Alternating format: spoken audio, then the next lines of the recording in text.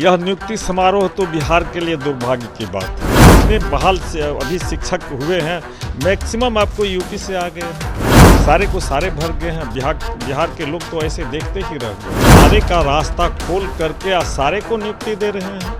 अब वही लोग नियुक्ति हो रहे हैं। बिहार के लोग तो बेरोजगार का बेरोजगार रह गए। एक लिखा एक तो गड़बड़ी बहुत ज़्यादा हुई है। आप देख रहे हैं परीक्षा में गड़बड़ी हुई। एक ही रोल आप लगातार आप देखेंगे कि 10 गो 12 गो का सेम रोल सेम नाम आ रहा है। बिहार में जिस तरीके से शिक्षक नियुक्ति हो रही है इसमें कई सारे सवालात खड़े हो रहे हैं। ऐसे में कल नियुक्ति पत्र वितरण समारोह का आयोजन किया गया था पूरे बिहार में। नीतीश कुमार हो या फिर बिहार के उप मुख्यमंत्री तेजस्वी यादव हो, लगातार दावा कर रहे हैं कि हम बिहार में युवाओं को लाख लाख रोजगार दे रहे हैं। आखिरकार बिहार के युवाओं को रोजगार मिला तो मिला कितना और मिला तो मिला कहां? लगातार सवाल उठने लगा है। अभ्यर्थी विरोध कर रहे इसका, कुछ अभ्यर्थी गर्दनीबाग धरना स्थल पर बैठकर प्रदर्शन कर रहे हैं। हमारे साथ बात करने के लिए बीजेपी से नरपतगंज विधायक जयप्रकाश यादव हैं, जुड़ेंगे, बात करेंगे। जयप्रकाश जी, लगातार ऐतिहासिक नियुक्ति पत्र वितरण समारोह बताया जा रहा है इस बहाली को जो शिक्षक नियुक्ति हुई है। ऐसे में कल 1,22,324 अभ्यर्थियों को नियुक्ति पत्र दिया गया। दावा कई किया जा रहा है, कहा जा रहा है कि लाखों लाख हमने बहाली दिया। बीजेपी ने क्या किया ये भी सवाल उठाया जा रहा है। कैसे देख रहे हैं इस नियुक्ति समारोह को? यह नियुक्ति समारोह तो बिहार के लिए दुर्भाग्य की बात है। अब कहा जा रहा है कि हम 1,22,000 से अधिक लोगों को शिक्षक बहाल कर रहे हैं, हम रोजगार दे रहे हैं। और आप देखिए ना क्या कर रहे हैं, नियोजित शिक्षकों को ही फिर से बहाल कर रहे हैं।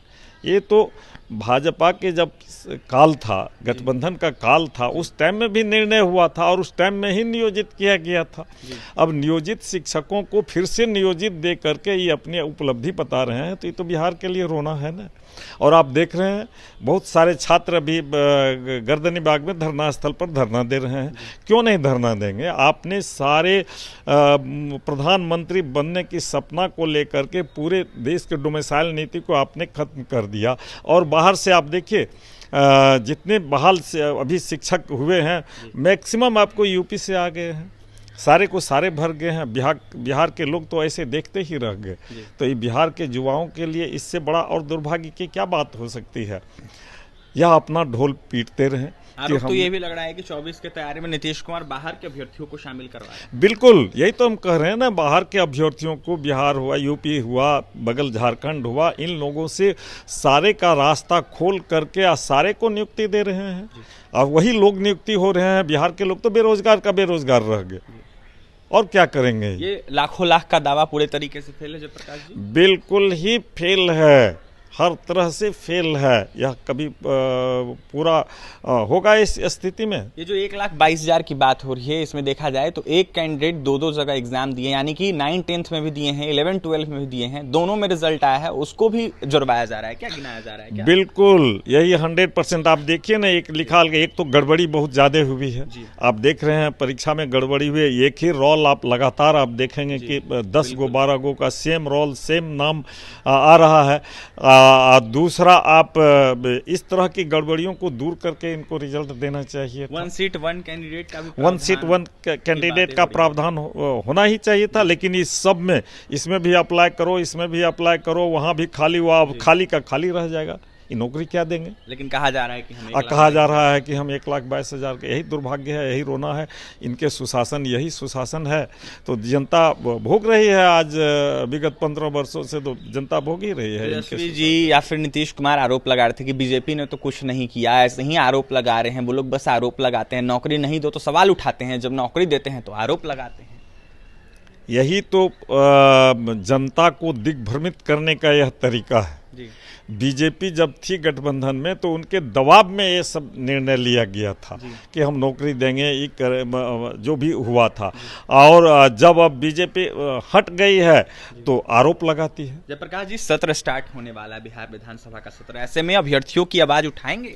बिल्कुल उठाएंगे। हम लोग सड़क से सदन तक ये आवाज़ उठा ही रहे हैं और उठाएंगे इन लोगों की आवाज़ को। आप अभी देखा कि अभी हमारे पास आए थे पुराने वार्ड सचिवों का लोग आवेदन देने के लिए कि आप उनकी आवाज़ को भी बुलंद करें। अभ्यर्थी भी लगातार आपसे मुलाकात कर रहे होंगे, मुखातिब हो रहे होंगे, फोन भी लगातार आ रहा होगा आपके पास। बिल्कुल, पूरे बिहार से फ़ोन आ रहा है, हर तरह से आ रहा है कि आप हमारी सवाल को सदन में उठावें।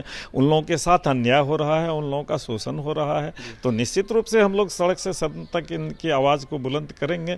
और इस सरकार को बस कुछ ही दिनों का तो समय है, सरकार को तो जाना तय है। औपबंधिक नियुक्ति पत्र बांटा जा रहा है, इसका क्या औचित्य है? आप नियुक्ति पत्र बांटिए ना। तेजस्वी जी कहा करते थे कि जब हमारी सरकार होगी तो हम तुरंत निर्णय लेंगे, सभी नियोजित शिक्षकों को हम बहाल करेंगे, सबको समान वेतन देंगे। वह कहाँ आप भूल गए हैं, कहाँ भुला गए हैं? जी बिल्कुल। अब उनकी बात बिल्कुल नहीं करेंगे, अब औपबंधिक नीति अपनाएंगे, नियुक्ति पत्र बांटेंगे, जनता को डायलेमा में रखेंगे।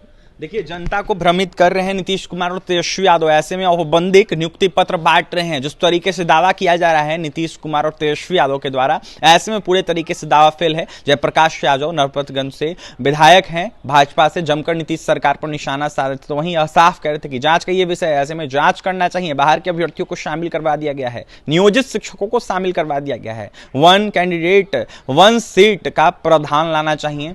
कहीं ना कहीं कई सारी गड़बड़ियां है और आने वाले दिनों में सत्र स्टार्ट हो रहा है, वहां पर अभ्यर्थियों की आवाज बुलंद करेंगे जयप्रकाश यादव, तो वहीं सड़क से लेकर सदन तक आवाज उठाने का काम करेंगे। और भी तमाम खबरों के लिए NBC 24 के साथ बने रहे। पटना से सहयोगी अमित के साथ अभिषेक की रिपोर्ट।